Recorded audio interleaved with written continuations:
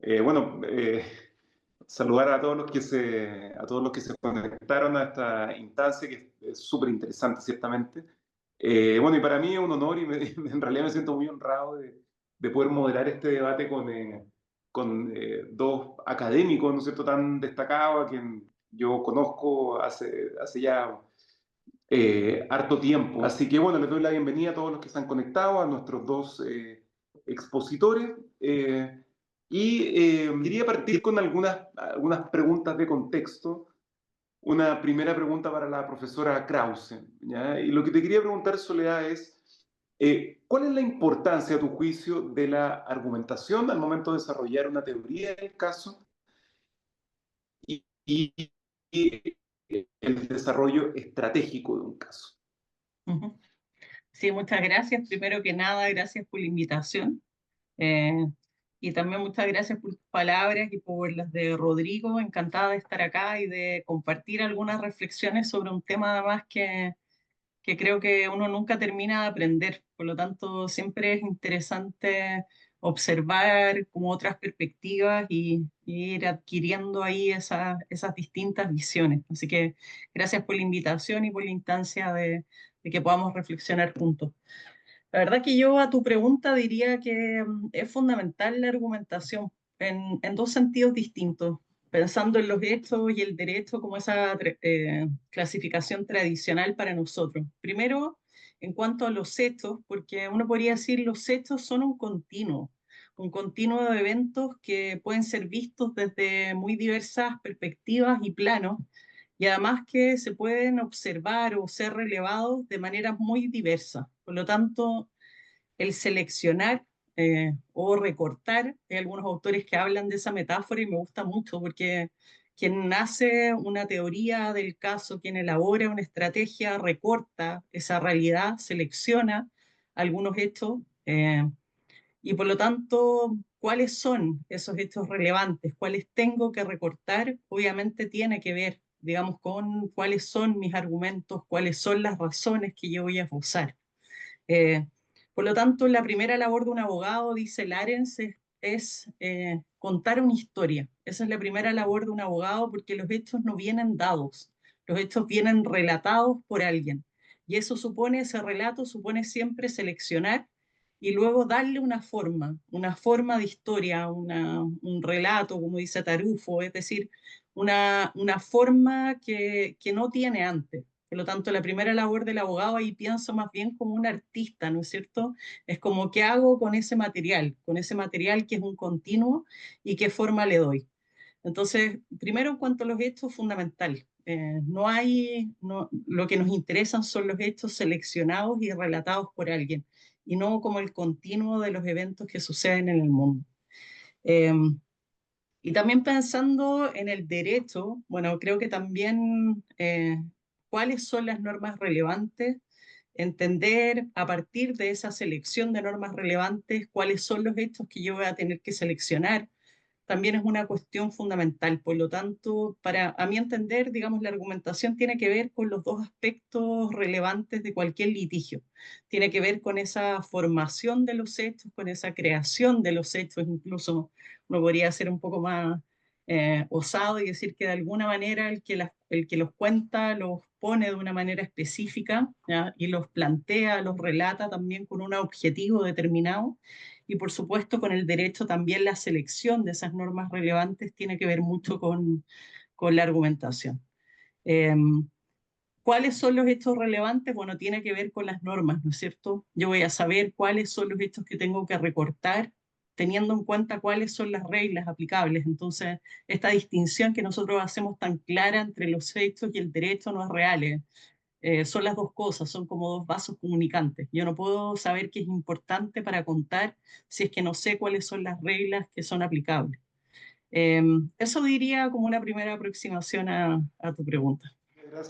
Muchas gracias, profesora Krause. La verdad que súper interesante y pertinente lo que tú señalas. Estábamos comentando antes de entrar al Zoom que tengo mañana, yo soy abogado litigante también, tengo mañana justamente una causa en tabla y estas cosas que tú dices que son, digamos, el ABC, son cosas que porque, como dice el dicho, por estar dichas se olvidan, ¿no es cierto? Y es tan necesario, ¿no es cierto?, recordarlas al momento de plantear estratégicamente un caso, ¿no es cierto? Este trabajo del abogado de seleccionar hechos y derechos que sean, ¿no es cierto?, funcionales para el objetivo que quiere lograr, ¿no es cierto? Profesor Rodríguez, yo quería preguntarle, ¿cuál es, a tu juicio, bueno, a ti te toca ser juez, ¿no es cierto? Estar al otro lado de los litigantes y te toca presenciar, ¿no es cierto? A lo mejor grandes alegatos y también grandes naufragios, ¿no es cierto? De casos que a lo mejor eran muy buenos, pero el abogado no le supo sacar brillo, no le supo sacar punta. ¿Cuál es la importancia, a tu juicio, de la teoría del caso y el desarrollo estratégico de un caso? Bueno, antes, Ignacio, saludar a todos los que nos acompañan y agradecer, al igual que Sole, la invitación a participar de esta conversación, que espero que sea útil para todos y en particular ya lo está haciendo para mí de escuchar Sole y y el diálogo que se produzca. Respecto de la pregunta, bueno, la teoría del caso no es algo necesario. Yo creo que contar con una teoría del caso es indispensable en cualquier proceso para los litigantes. Eh, lo que puede variar es en qué momento quizás definir la teoría del caso, pero dependiendo de la naturaleza del proceso, hay posiciones que hay que tomar claramente de antemano y definir una teoría del caso. Eso es más obvio en materia civil, que antes de presentar una demanda uno tiene que tomar posiciones sobre cómo va a calificar los hechos, qué es lo que va a pedir, una nulidad, una resolución, un cumplimiento, una indemnización, qué tipo de responsabilidad va a considerar que es contractual, contractual. Tiene que haber necesariamente, al momento de plantear la demanda, sin perjuicio que la modificación, ampliaciones que uno pudiera hacer eventualmente en la réplica, pero eso tiene que estar definido en su momento. Y eso es fundamental porque en el momento en el instante que yo fijo una teoría del caso, tengo que conectarla con la estrategia jurídica del caso. Es decir, esa teoría del caso tengo que proyectar que va a ser posible sustentarla en el proceso para obtener una sentencia favorable. Es decir, una teoría del caso muy interesante, pero que creo que no va a haber posibilidades de reunir la prueba que permita sustentarla o debiera ser objeto de análisis. Pero plantear la teoría del caso va mucho más allá de la prueba. También uno igual requiere mucho estudio antes de definir la teoría del caso. Por ejemplo, la jurisprudencia. Bueno, lo que estoy planteando, ¿cómo está siendo recepcionado por los tribunales? ¿Hay posibilidades que sea acogido o ya tenemos más o menos una uniformidad en sentido contrario? Entonces, todas esas cosas tienen que evaluarse y sopesarse antes de definir una teoría del caso, ¿ya? Todos los factores, porque eso, en algún momento, la teoría del caso que adopte ya no va a poder ser modificada, va a determinar el objeto de la litis y voy a tener que ceñirme a ella. Y en materia penal, también, quizás es más flexible en materia penal, porque hay una etapa previa de investigación donde el fiscal o el querellante van a plantear hechos conforme a lo que reúnan en producto de esa investigación, sin perjuicio que pueda haber teorías, teorías del caso, posiciones que van a tomar respecto de cómo calificar los hechos, qué participación atribuir, que se van a ir construyendo en el camino, pero puede eso ir variando claramente porque dependiendo de lo que surja durante la etapa de investigación, va a ser la teoría que en definitiva se va a adoptar, que se va a plasmar ya en la acusación, ¿no? La defensa igualmente quizás tiene menos carga en el sentido de plantear una teoría, puede irla diseñando, pero manifestarla al tribunal, puede incluso esperar al mismo juicio oral para manifestarla, entonces está en una posición distinta, ¿no? Sin perjuicio que en materia penal, como digo, la teoría del caso puede ir modificándose, adaptándose, o necesariamente tiene que hacerlo porque puede ir surgiendo nuevos antecedentes probatorios que no se tuvieron en vista un mes atrás, 2 meses atrás, cuando se inició la investigación. Entonces es una teoría que tiene que ir ajustándose. Pero en síntesis, como te señalaba, yo creo que adoptar una teoría del caso, aun cuando sea, como digo, provisoria, dependiendo de la materia, que pueda ser necesaria adaptarla según el desarrollo y la evolución del proceso, pero hay que adoptar una teoría del caso porque eso a su vez determina la estrategia que me va a guiar durante la etapa de investigación en el proceso penal y luego en el juicio oral. Entonces a mí me parece que son dos aspectos que necesariamente hay que definir y quizás relacionándolo con lo que tú mencionabas, se advierte o resulta notorio cuando, y quizás más propio, quizás más propio en materia penal, cuando la defensa, por ejemplo, no tiene teoría del caso, podría no tenerla, también es válido, simplemente oponerse o esperar que el Ministerio Público no cumpla su carga de prueba, pero en general uno espera que haya una teoría, que haya un planteamiento, que haya alguna claridad en lo que está solicitando al tribunal, ¿ya? Porque eso también, tener una teoría, tener una estrategia, implica que en respuesta el tribunal con posterioridad debe hacerse cargo de esa teoría, por qué la acoge o por qué la desestima. Entonces son todos conceptos que están relacionados dentro de un proceso que los vincula. Entonces por eso, como te insisto, me parece indispensable tener nociones de teoría del caso, de estrategia jurídica en el proceso y cómo diseñarla adecuadamente para que tenga alguna perspectiva de éxito. Interesante, Manuel, lo que tú dices, y quería complementar ahí, creo que era el profesor Weitelman que decía, el abogado no construye la teoría del caso sobre la base de una fantasía o de lo que él quiere. En rigor es lo que tú dices, es un ejercicio muy modesto de buscar las pruebas, ¿no es cierto?, que tengo, y a partir de ahí, ¿no es cierto?, a partir de la argumentación de las normas que tengo, construyo mi teoría del caso. Eso a mí me parece que es muy acertado lo que tú señalas, ¿no es cierto?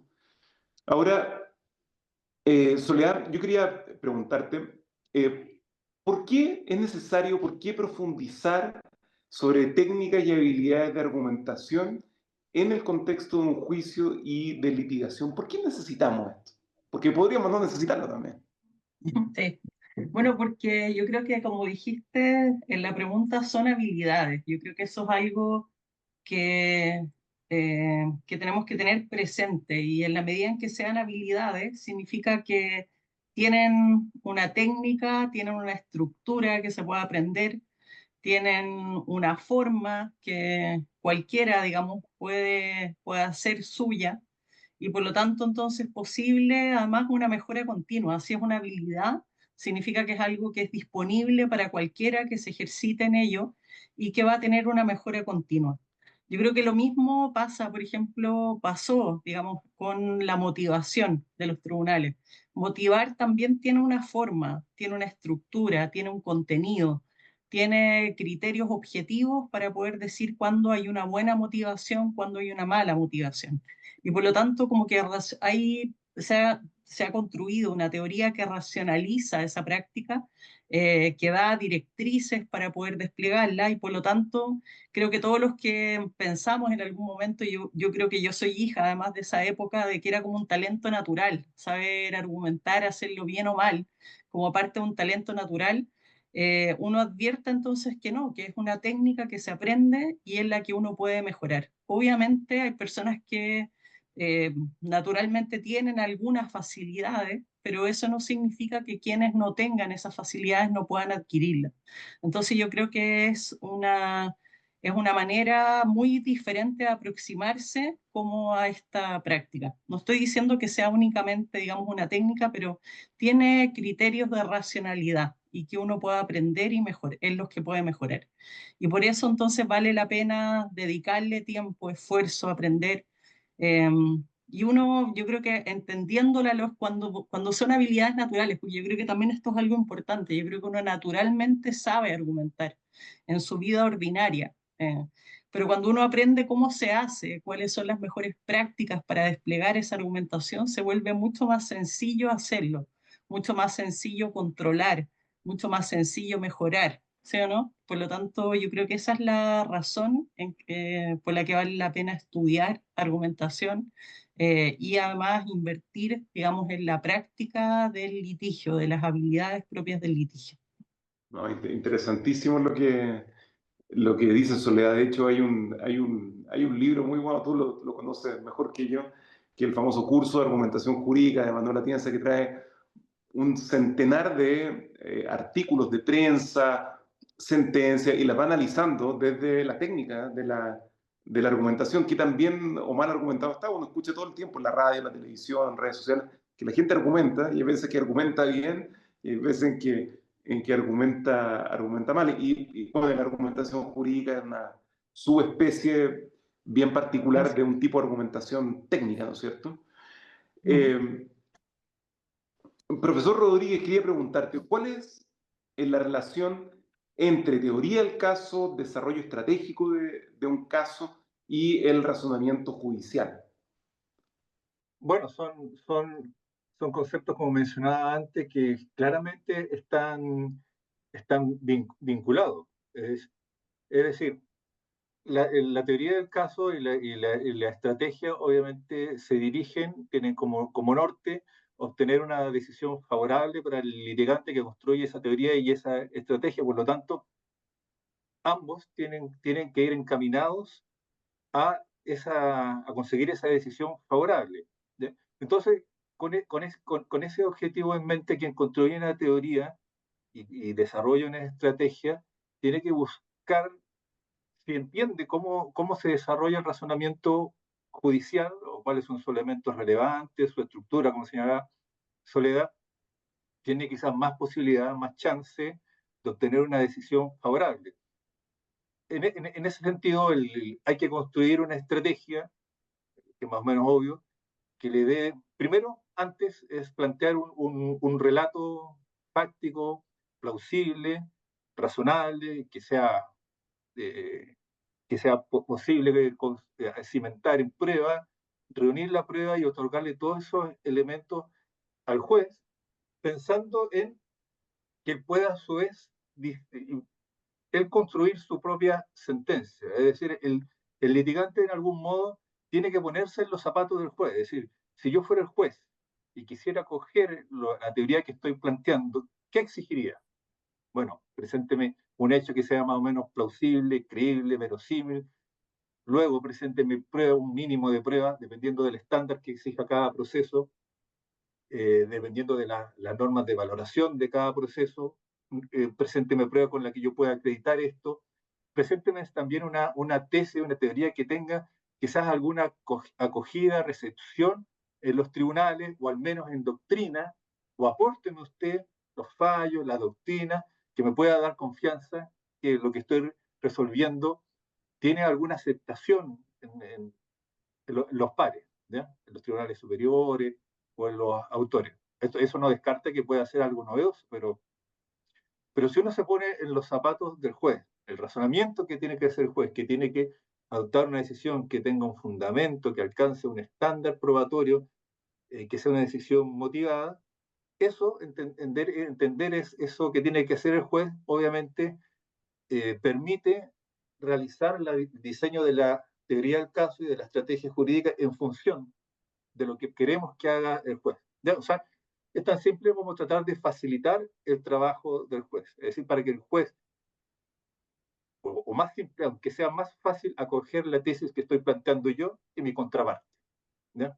Y sea más fácil acogerla porque lo que yo le planteo, como digo, es más plausible, más verosímil, tiene pruebas que respaldarlo y lo apoya la doctrina, lo apoya la jurisprudencia. Entonces, si uno construye, y esto puede ser relevante porque puedo tener varias teorías del caso alternativa que podría plantear, y precisamente podría yo optar por aquella que creo que en un razonamiento judicial para el juez va a ser más fácil construir. ¿Ya? Es decir, si lo que le planteo al juez implicaría un razonamiento judicial complejo, apartarse de la doctrina imperante, que sería aun cuando pudiera tener fundamento, pero sería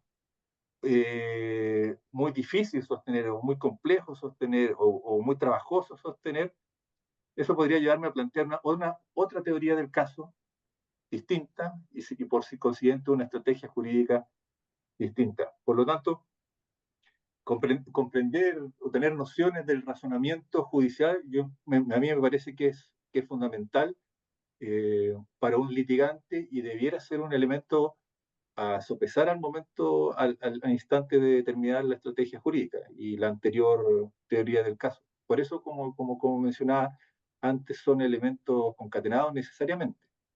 Muchas gracias, profesor Rodríguez.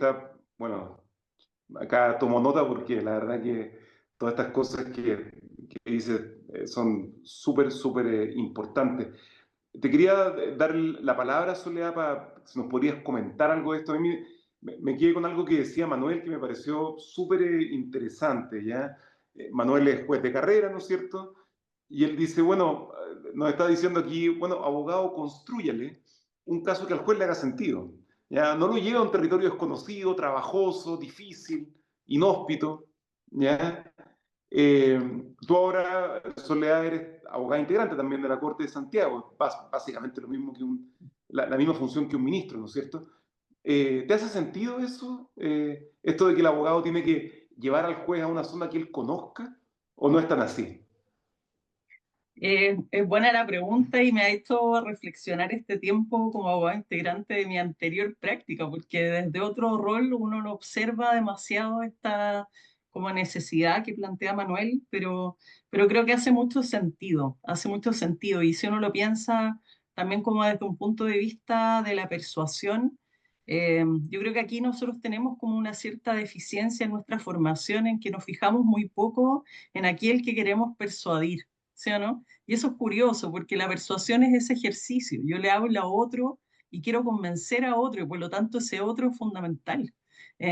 Pero curiosamente nuestra formación nos vuelve muy ciegos a ese sujeto con quien estamos argumentando. Yo creo que tenemos esas visiones todavía muy formalistas del derecho en que los jueces no son como no son humanos, ¿no es cierto? Como una especie de juez que falla siempre de la misma manera sin dejarse persuadir. Entonces lo que dice Manuel yo creo que es algo muy, muy valioso para cualquier practicante y yo lo hubiera agradecido quizá un poco más temprano en mi vida porque es realmente algo que uno debiera tener en cuenta al momento de decidir cuál es su estrategia. Eh, ¿Cómo planteo un argumento? No sé, ¿cuánto argumento? También a veces uno, no sé si le sucede a muchos de los litigantes que están acá, pero a veces uno como abogado de la plaza quiere mostrar todo lo que sabe, quiere dar a conocer, digamos, todo lo que investigó sobre un tema y eso a la larga se vuelve quizá un escollo, una dificultad cuando uno quiere dar un mensaje sencillo, claro, directo, que el otro pueda recibir. Entonces de pronto uno se pierde un poco en el objetivo, que es ese de persuadir a otro y mirando hacia otro, conociendo la realidad de ese otro, ojalá entendiendo la jurisprudencia de ese otro o de otros parecidos, ¿no es cierto?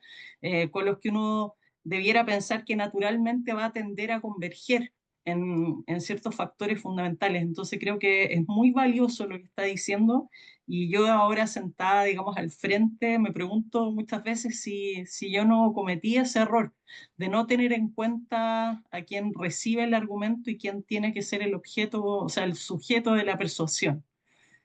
Así que muy bueno el consejo de Manuel para que lo noten todos los que están acá, porque no se puede perder. Bueno, hay un concepto contemporáneo muy manoseado que se llama la empatía, ¿ya? Una empatía jurisdiccional, por así llamarlo. Pero ¿qué es la persuasión sino un poco de empatía, ¿no es cierto? Seducción, empatía, es decir, todo ese tipo de emociones que obviamente tienen que ver con ese dejarse convencer. Así que manoseada, pero muy real, ¿no es cierto? Nos cuesta hablar de eso, pero creo que es inevitable en un ejercicio como Absolutamente, este. Sí. absolutamente. Manuel, pasando a otro tema, ¿cuál era a tu juicio el objeto, el propósito del razonamiento Bueno, el judicial? propósito o sea, del razonamiento judicial primero es una manifestación del deber de motivar las decisiones, pues, de fundamentar las decisiones como consecuencia del debido proceso, sobre todo si, si la resolución judicial afecta de alguna manera derechos de las personas. Entonces, en ese sentido, por cierto, una resolución de mero trámite no requerirá fundamentación, pero si estamos hablando de una cautelar que afecta derechos, obviamente hay un deber mayor de fundamentación relacionado con la proporcionalidad también, con el principio de proporcionalidad. Y entonces, el razonamiento judicial tiene que cumplir, en definitiva, ser una manifestación, una concreción de ese derecho. Y eso a veces el legislador ha tratado de aterrizarlo un poco, diciendo, bueno, que la sentencia tenga consideraciones de derecho, y ahora en materia laboral, penal, ya con más detalle, porque en los casos que los procesos o sistemas en que rige la sana crítica, el deber de fundamentación, de motivación, el establecimiento de los hechos es aún más intenso y con razón. Entonces, el razonamiento judicial como manifestación de esa garantía debe, si bien intentar, o sea, debe intentar que quienes trajeron el conflicto ante el tribunal obtengan una respuesta adecuada a su petición. Obviamente puede ser que no haya conformidad por alguno de los intervinientes, alguna de las partes, pero lo importante es que esa decisión judicial tenga un fundamento, que se haga cargo, ¿ya?, de todo lo que se ha planteado por los intervinientes. Para construirla en la estructura del razonamiento judicial, pensando en una resolución compleja, como sería una sentencia definitiva, se puede parcelar, dividir en varios aspectos, elementos. Primero, en el razonamiento judicial tenemos que identificar cuál es el problema jurídico que se está planteando por los intervinientes. Eso es relevante, y lo conectamos de nuevo con lo que hablábamos antes, la teoría del caso, la estrategia jurídica. Pero ¿cuál es el conflicto jurídico aquí? ¿En qué están de acuerdo los intervinientes, las partes, y en qué están en desacuerdo? ¿Qué es lo controvertido? Y en eso pasa también por delimitar adecuadamente cuáles son los hechos controvertidos. Quizás no hay hechos controvertidos, y quizás el tema es netamente de aplicación de normas a hechos en que hay consenso. Entonces, el razonamiento judicial tiene que, para entrar en marcha, primero tiene que definir el conflicto, sobre qué voy a emprender mi razonamiento, qué es lo que tengo que resolver. Y una vez definido el conflicto, definidos los hechos, entonces hay que echar mano al derecho, y el derecho en sentido amplio, obviamente, no solamente las normas, sino todos los principios que pueden regir una materia. Y todo eso ya viene lo más complejo, porque quizás porque puede después tener la decisión, y puede ser que sea la decisión correcta, pero esa decisión correcta es la parte final de la resolución. Lo importante es lo que viene antes, ¿ya? No se trata de tirar una moneda y decidir, sino que esa decisión, que puede ser correcta, tiene que ser consecuencia de un razonamiento judicial, es decir, que haya un desarrollo del establecimiento de los hechos, la aplicación del derecho, y luego haciéndose cargo de todos los planteamientos del interviniente, en que tenga de manera más o menos lógica, poder llegar a esa decisión y fundamentarla. Entonces, el razonamiento judicial es la vía para llegar a esa decisión, ¿no? Se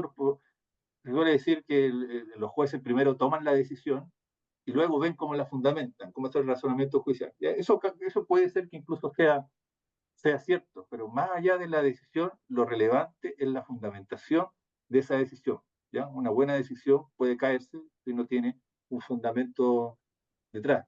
Entonces, el razonamiento judicial tiene mucho objetivo, como decía, como manifestación de una garantía, pero el razonamiento judicial es lo que respalda y da legitimidad a una decisión judicial. O sea, que esa decisión de coger o rechazar la demanda no es fruto de la arbitrariedad, del capricho del juez, de su relación, su conexión con las partes, sino que hay un sustento jurídico que la respalda.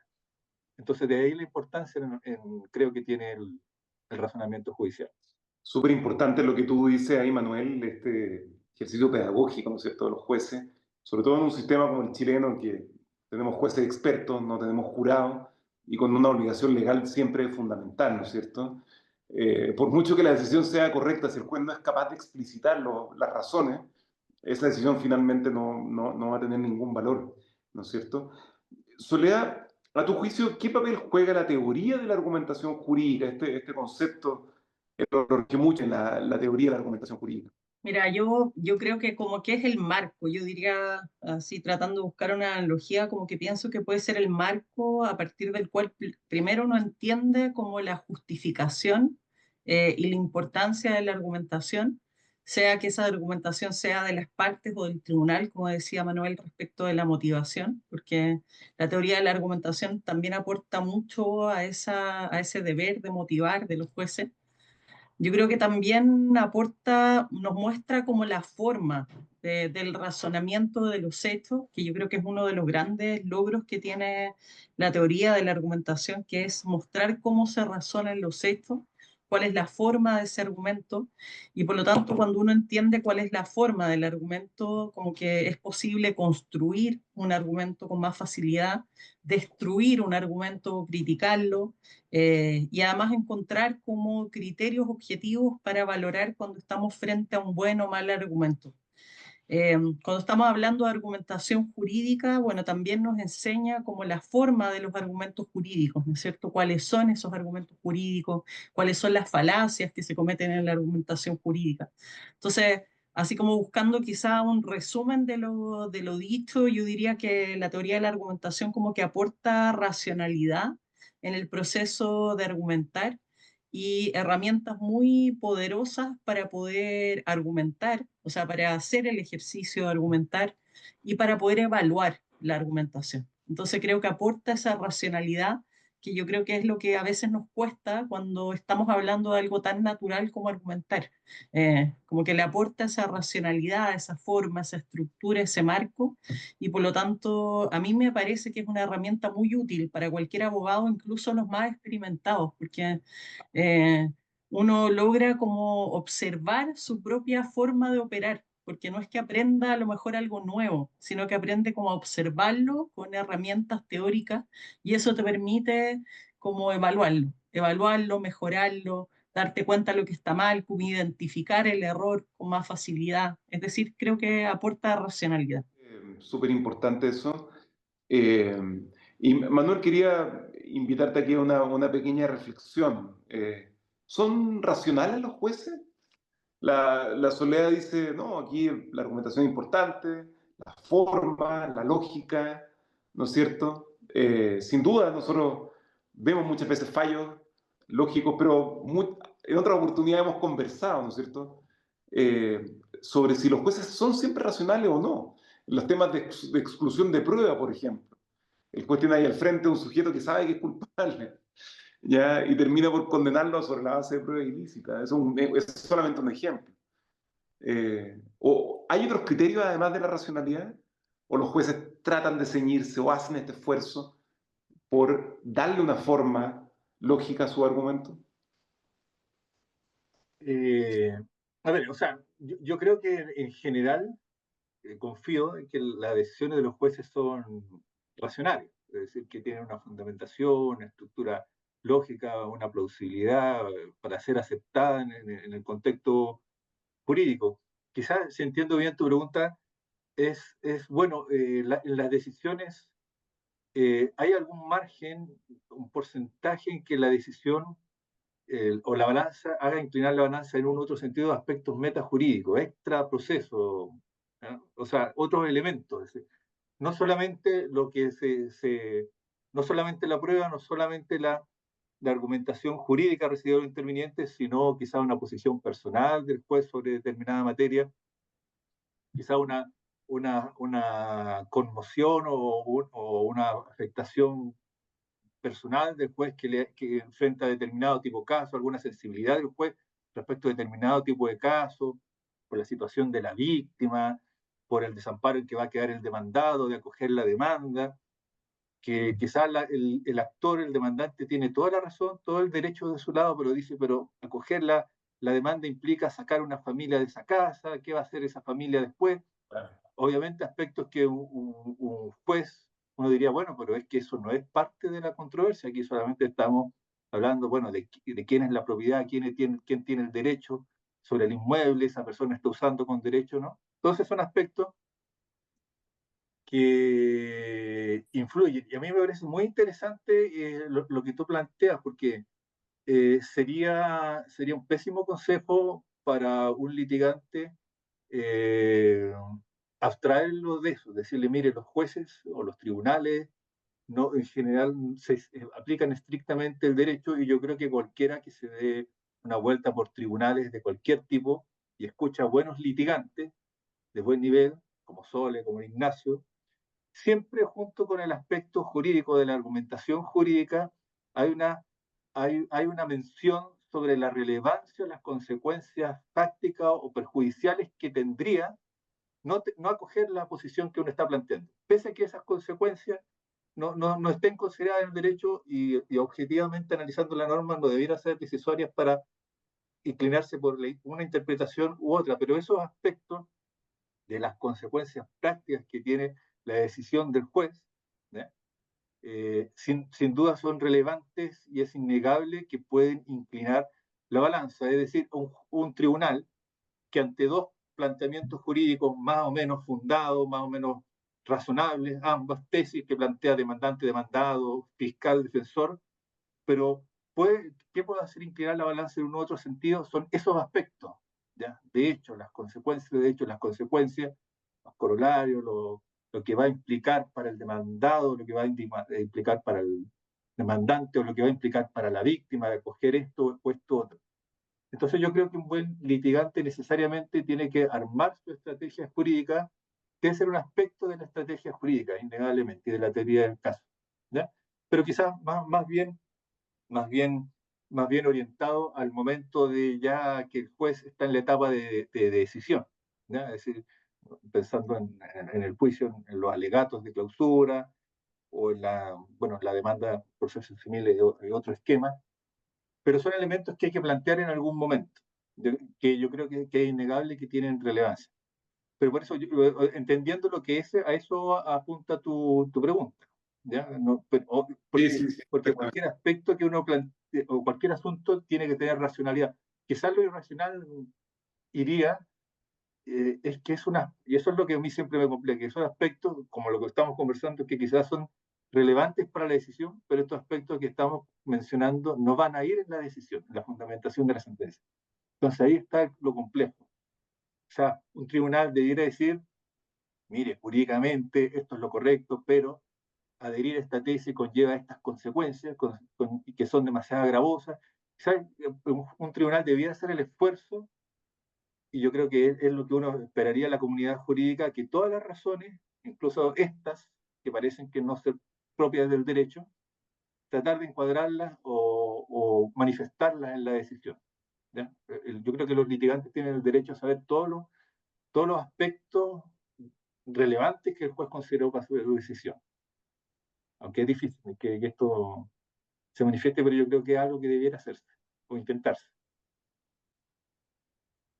Perfecto. Muchas gracias, Manuel. Y otra pregunta para ti, ahora pasando al tema ya del razonamiento. ¿Cómo se justifican los razonamientos judiciales? ¿Ya? Estamos hablando de cómo razonan las cosas, pero ¿cómo se justifican estas razones? Bueno, ¿cómo se justifica la decisión? O sea, la decisión se justifica, Claro. la decisión se justifica con razones, claro. El tema es que la ley no impone a los tribunales cumplir ciertos mínimos, ¿ya? Cierta estructura que sabemos que debe tener una sentencia, cumplir ciertos mínimos, ciertas menciones que deben contener una sentencia. Pero lo importante, en definitiva, y sin perjuicio de seguir una estructura, no solo la legal, sino la que da la argumentación jurídica, los conceptos básicos, es lograr que esa decisión, sea cual sea, tenga una motivación adecuada, y ello pasa necesariamente, y que quizás a veces, quizás en esto algunas normas nos dan harta claridad, sobre todo en materia penal, o algunas normas similares como las laborales, sobre todo lo que tiene que hacerse cargo el juez, o sea, hacerse cargo de todos de los hechos que establece, cómo los establece, por qué no establece otros hechos que plantean, por qué desestima prueba, hacerse cargo de las fundamentaciones, de las alegaciones, las excepciones, las defensas de todos los intervinientes, por qué desestima una, por qué acoge otras. Es un trabajo, en el fondo, que tiene que cumplir un mínimo, más allá de que si la sentencia es tan clara en su reacción con lo que uno le gustaría, pero un mínimo es que se haga cargo de todo esto, ¿no? Que cumpla con todos estos requisitos para establecer los hechos, hacerse cargo de lo que plantean los intervinientes, y luego para aplicar el derecho, ¿no? Y en la aplicación del derecho no es simplemente hacer alusión a la norma que resuelve el caso, sino porque esa norma y no otra que plantea la contraparte, o la misma norma, pero puede tener distintas interpretaciones. ¿Por qué opto por una interpretación y no por otra? Todo eso es un trabajo que es muy del caso. Es decir, cuánta fundamentación requiere una decisión, también lo mencionaba antes, depende de lo que esté decidiendo. Una decisión condenatoria requiere más fundamentación que una decisión absolutoria. No sé, yo me imagino que en materia civil también es la misma lógica. Hay procedimientos que requieren mayor fundamentación, otros menos fundamentación, porque todo va en relación a la afectación que conlleva. El, por lo mismo, es un trabajo complejo fundamentar una decisión. Pero por otro lado, no solo se trata de cumplir solo estos mínimos, sino que los destinatarios, primero las partes y luego la comunidad, debe ser una decisión que también pueda ser accesible para ellos. O sea, una decisión no puede basarse en preciosismo jurídico, en términos en latín, que los destinatarios no la van a entender, porque lo que se trata es resolver un conflicto jurídico y quienes son los destinatarios y la comunidad en general puedan tener la confianza, que no se lograría si no se entiende la sentencia por su complejidad, tener la confianza que hay una decisión que no ha sido arbitraria, sino que hay una motivación basada en el derecho, en la aplicación del derecho por parte del juez. Y eso el juez tiene que también hacer un esfuerzo de aterrizar su decisión, un caso complejo, a simplificarlo de manera de que sea accesible para los intervinientes. Hay un trabajo previo también de lo que no lo había mencionado, que es desde luego de los intervinientes, que casos complejos, problemas complejos, desde el punto de vista jurídico, simplificarlo mucho o simplificarlo en lo posible para que sea fácilmente decidido por los jueces, de a la vez que esto se transmita a través o se refleje a su vez en su sentencia, ¿no? Pero es una actividad compleja, ¿no? Una actividad compleja fundamentar adecuadamente una decisión, ¿no? No, súper claro, Manuel. Y finalmente, Soledad, una pregunta para ti en clave alexiana. ¿Por qué es Uh -huh. importante la ponderación y el principio de proporcionalidad en el razonamiento judicial? Yo creo que esta respuesta, o sea, esta pregunta tiene muchas respuestas posibles. Yo creo que quizá nuestra propia definición como de derecho del ejercicio de la función judicial cuando hay conflicto es como la ponderación y la aplicación de la proporcionalidad, así como un concepto general. Eh, yo creo que a veces esa ponderación y proporcionalidad están en ciertas reglas que el legislador da y por lo tanto lo que hace el tribunal es aplicar esas reglas que ya tienen incluida, digamos, internamente un ejercicio de ponderación y de medida. Yo creo que es también nuestra idea de justicia, ¿no es cierto? Y otras veces la propia labor del tribunal hacer ese ejercicio de ponderación cuando no es el legislador el que ex ante ha solucionado ese problema. Eh, bueno, en concreto, si uno ya va, digamos, a la respuesta en un sentido más concreto, yo diría que la ponderación es un tipo de argumentación y por lo tanto un tipo de argumentación que se aplica en cierta clase de recursos, no sé, el recurso de protección, por ejemplo, la inaplicabilidad por inconstitucionalidad son materias en las cuales la ponderación es la forma en que se argumenta y por lo tanto los criterios para ver cómo se soluciona el caso tienen que ver con el ejercicio de ponderación, entendiéndolo con estos tres factores clásicos, ¿no?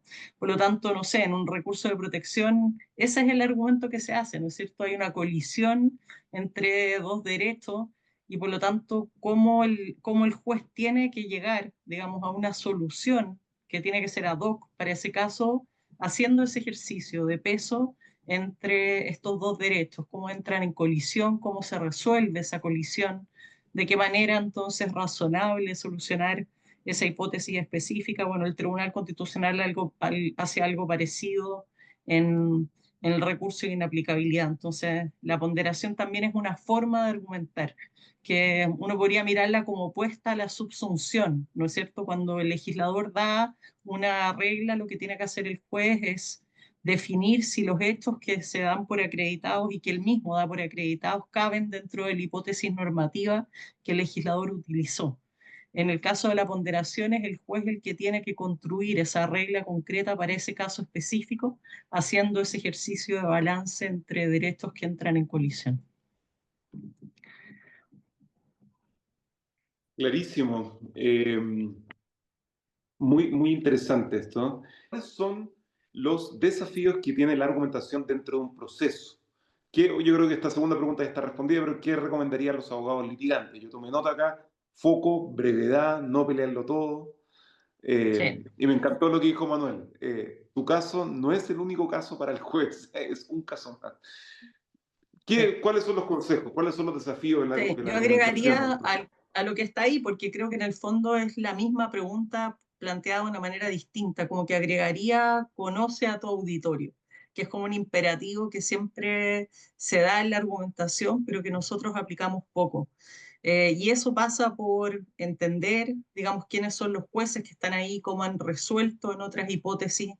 eh, Además, ¿qué es lo que ha dicho la jurisprudencia? Yo creo que eso es algo fundamental. Un abogado que no tiene claro qué es lo que se ha dicho antes, un abogado que también va muy ciego, ¿sí o no? Va a plantear quizá algo en que pretende como innovar, pero sin buenas razones.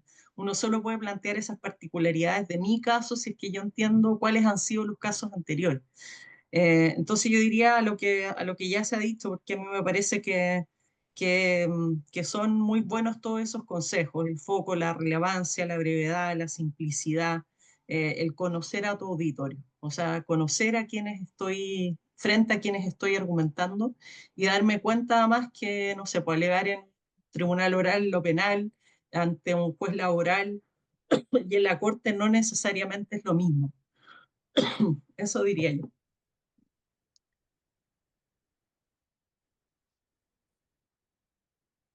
Así es, así es. Profesor Rodríguez, para terminar, ¿cuáles son los desafíos que tiene la argumentación dentro de un proceso? Y tus consejos para los litigantes aquí que nos escuchen. Consejos finales. Bueno, yo creo, ya para no agotar al público, yo me quedaría con algo que me parece que mencionó de algún modo Soledad, que la argumentación, la argumentación jurídica es algo que se puede trabajar, ¿no? Yo lo veo más bien como un oficio, es decir, esto no es una ciencia, requiere de alguna habilidad o a veces se puede tener alguna habilidad previa, pero es algo que se puede trabajar, hay técnicas, hay una serie de parámetros que se pueden tratar de cumplir en una argumentación, de manera de que, obviamente, esto pasa mucho por la práctica, pero la argumentación jurídica es algo pensando que si uno es abogado y va a estar litigando, siempre es algo que necesariamente tiene que poner el foco como una técnica que es parte relevante de su trabajo. Es decir, no solamente el trabajo de un abogado es estudiar el derecho, las normas, sino que luego tiene que eso saber transmitirlo, lo que hablaba Sole, al auditorio, al destinatario. Y, esa, y, ese, y ese link que hace entre nuestro estudio, nuestra investigación y nuestro destinatario es la argumentación jurídica. Y cómo hacer que ese mensaje llegue de manera a aumentar el grado de efectividad de nuestro mensaje al destinatario, esa se aprende o se desarrolla o se mejora, al menos con técnicas de argumentación jurídica. Y yo creo que uno tiene que darse el espacio para tratar de desarrollarla, ¿ya? De distintas maneras, pero para no dar más lata, lo que me interesa sí es resaltar que tiene que ser algo, que es algo relevante, que se tiene que trabajar tanto como la etapa previa de investigación. Luego tengo que saber cómo eso que investigué, el producto de mi trabajo, cómo transmitirlo adecuadamente al juez y llegar, formar en él su convicción y que obtener y lograr una decisión favorable. Yo más recomendaciones, yo creo que Sole dijo muchas y que yo comparto y no quiero agotarlo con más. Yo creo que las principales ya fueron expresadas.